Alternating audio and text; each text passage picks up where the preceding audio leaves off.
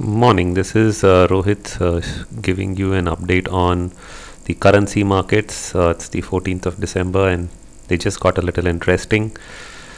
I think yesterday itself we did see the euro breaking out and confirming a fresh trend on the way down, but the dollar index was lagging, and today that too has turned. So I'm going to look at what's happening across the currency basket, which is giving some lead indications of what's going on.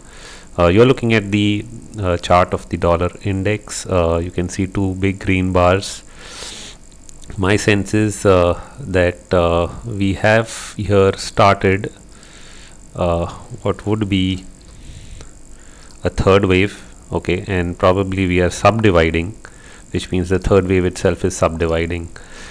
This is important because when you're into 3 of 3, it's the most sporadic and most interesting trade for politicians, and with momentum indicators confirming the trend up, I think we are into a powerful move. But let's look at some classical patterns also.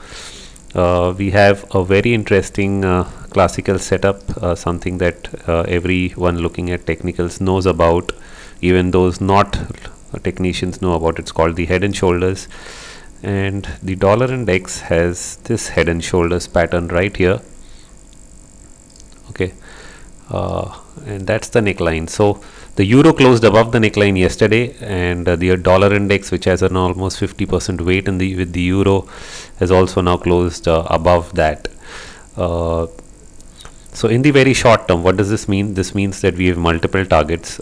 Classical John Maggie head and shoulder targeting means if I just take the size of the head projected above the neckline, we end up with a target of around 88.9 to 89.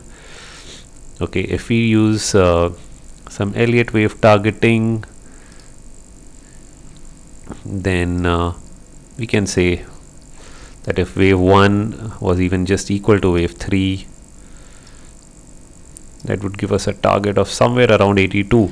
But like you see, I've already marked 3 is splitting into 1, 2, which means 3, 4 and 5. So it's no way that you can actually end this structure at 82. In fact, the third of third itself would end up going all the way till around 83.40. So by the time the fifth forms, you're going to be even higher than that. So even if we try to do a 1.618 kind of projection for that, then we would end up with a number that is still bigger. No, second for me to just be able to show you that. And there you're looking at an approximate 1.618 projection for the third wave, and in that case we would be looking at something around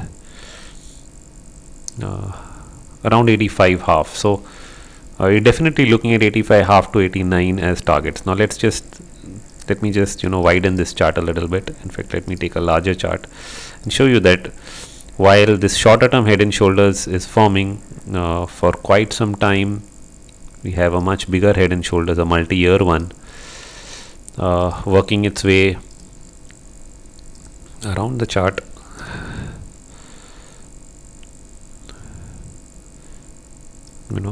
With wave 1 there and wave 2 there, this being the head and this being the shoulders, the neckline for that being closer to around 87. So if we even end up at 89, which means we are breaking out of a still larger head and shoulders pattern, which will itself end up having targets well above the 100 level mark. So you understand that at various time frames, short term, medium term, longer term, we have a major trend on the way up in the dollar, and this is reflecting across currency baskets. The euro, now this is the euro dollar, you can see it's just broken down below a longer term trend line or neckline. And if I just quickly run through some other currencies, you can see this happening in the Mexican peso, the Brazilian real, the Taiwanese dollar, the Singapore dollar,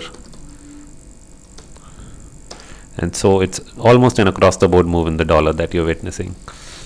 That's all on today's update. Thanks and bye.